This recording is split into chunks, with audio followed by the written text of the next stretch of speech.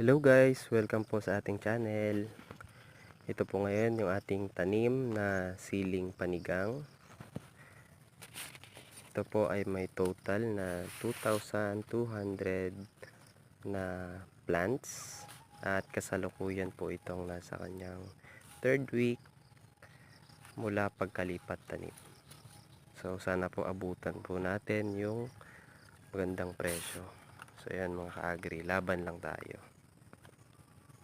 So ayan, ito na po yung itsura ng ating 3 weeks na siling panigang after transplanting.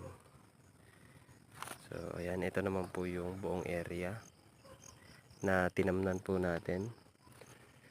Actually itong tinamnan po natin ngayon ay dating bukid, pero yung lupa niya po kasi dito ay medyo buhaghag at hindi nababahayan ng tubig.